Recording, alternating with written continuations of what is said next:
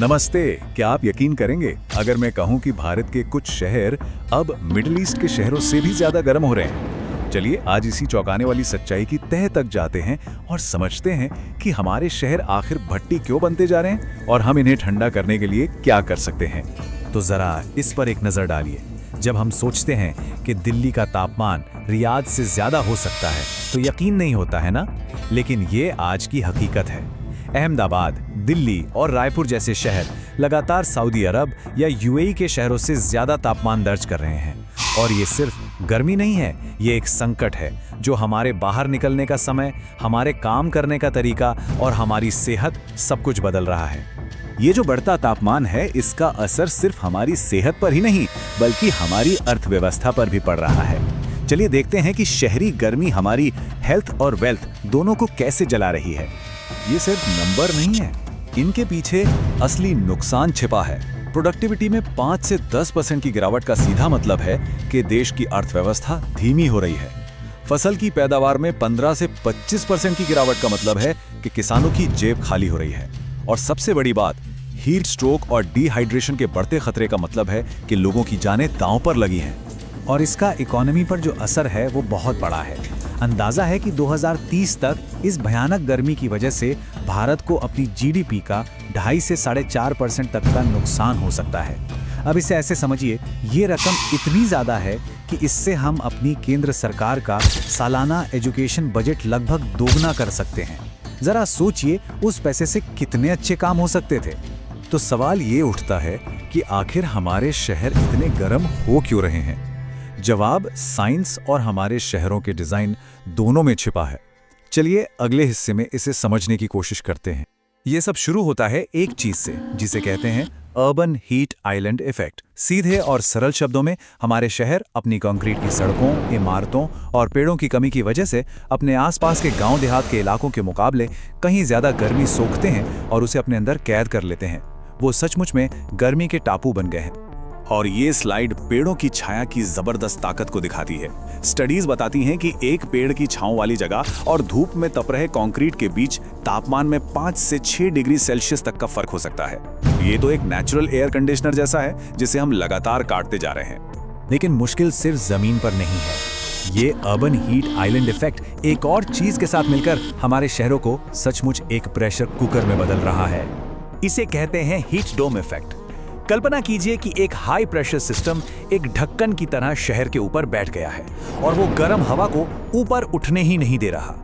तो वो हवा ऊपर जाकर ठंडी हो ही नहीं पाती और बस वहीं फंसी रहती है और गर्म होती जाती है।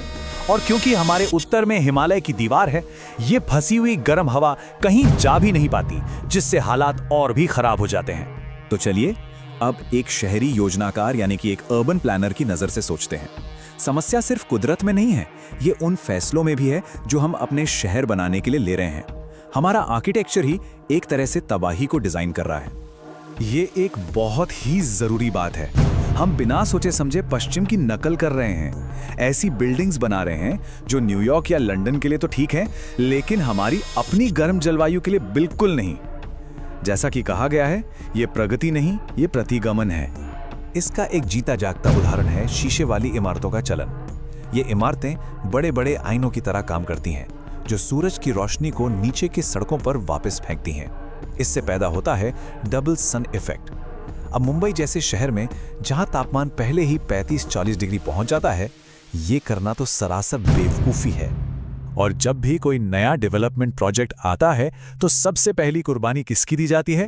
उन बड़े पुराने पेड़ों की जो दशकों से हमें छाया और ठंडक देते आ रहे थे। ये स्लाइड नुकसान का पैमाना दिखाती है।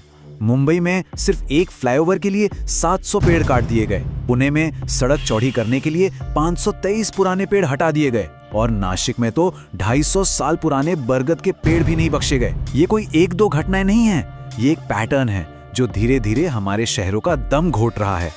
लेकिन सारी उम्मीदें खत्म नहीं हुई हैं। हमें ये देखने के लिए ज्यादा दूर जाने की जरूरत नहीं है कि क्या कुछ किया जा सकता है। एक शहर ऐसा है जिसने इस समस्या को समझा और कुछ अलग करके दिखाया। चलिए सिंगापुर को देखते हैं। हमारे शहरों की तरह ही वहां भी जमीन की बहुत कमी है, लेकिन उन्होंने इंफ्रास्ट्रक्चर के लिए पेड़ों को काटने के बजाय हरियाली को ही अपनी बिल्डिंग्स का हिस्सा बना लिया। वहाँ की सरकार डेवलपर्स के लिए ये जरूरी कर देती है कि वो अपनी इमारतों में ग्रीन स्पेस बनाएं। उन्होंने वर्टिकल गार्डन्स बनाए और ये पक्का किया कि विकास के साथ साथ जीवन की गुणवत्ता को भी उतनी ही प्राथमिकता मिले। ये एक ऐसा मॉडल है जिससे हमारी नगरपालिकाएं बहुत कुछ सीख सकती हैं। तो अब सवाल ये है कि हम यहाँ से कहाँ जाएं? अच्छी खबर यह है कि समाधान मौजूद हैं और वो समाज के हर लेवल पर लागू किए जा सकते हैं, सरकार से लेकर हम और आप जैसे आम लोगों तक। एक बहुत ही आसान लेकिन जबरदस्त असरदार उपाय है कूल रूफ। करना बस इतना है कि अपनी छत पर कोई हल्का सूरज की रोशनी को रिफ्लेक्ट करने वाला पेंट कर दें। चेन्नई और गुजरात में पायलट प्रोजेक्ट्स ने ये साबित किया है कि ये छोटा सा कदम घर के अंदर का तापमान 1.5 डिग्री सेल्सियस तक कम कर सकता है और साथ में बिजली का बिल भी बचाता है। ये सस्ता भी है और इसे बड़े पैमाने पर लागू किया जा सकता है। बड़े पैमाने पर सरकारें और भी बहुत कुछ कर सकती हैं। वो नई बनने वाली इमारतों के लिए कूल रूफ को जरूरी बना सकती हैं। वो हाईवे और सड़क के डिवाइडरों पर पेड़ लगा सकती हैं, जैसा कि ठाणे में बहुत सफलता से किया गया है। वो मजदूरों और पैदल चलने वालों के लिए छायादार पब्लिक स्पेस बना सकती हैं। आइडियाज की कोई कमी नहीं है, कमी है तो बस इच्छा शक्ति की। और आखिर में हम खुद क्या कर सकते हैं? हम अपनी छतों और बालकनी में छोटे छोटे बगीचे बना सकते हैं। हम अपने आसपास होने वाले पेड़ लगाने के अभियानों में हिस्सा ले सकते हैं और एक बहुत ही आसान काम कर सकते हैं। अगली बार जब आम खाएं तो गुठली को फेंकने के बजाय उसे साफ करें, सुखाएं और कहीं मिट्टी में रोप दें। तो क्या एक पेड़ लगाने से वाकई कोई फर्क पड़ता है? जरा ये नंबर देखिए, ये आपको हैरान कर देगा। एक आम का पेड़ अपनी पूरी जिंदगी में 217 टन ऑक्सीजन पैदा कर सकता है। ये उतनी ही ठंडक देता है जितनी 5 एयर कंडीशनर 1000 घंटे तक चलने पड़ देते हैं। सोचिए, एक छोटा सा कदम कितना बड़ा असर डाल सकता है। तो आखिर में सवाल यही है, गर्मी बढ़ रही है, हमारे शहर जल रहे हैं। अब क्या हम सिर्फ हाथ पर हाथ धरे बैठे रहेंगे या फिर हम समाधान का हिस्सा बनेंगे? फैसला हमें करना है।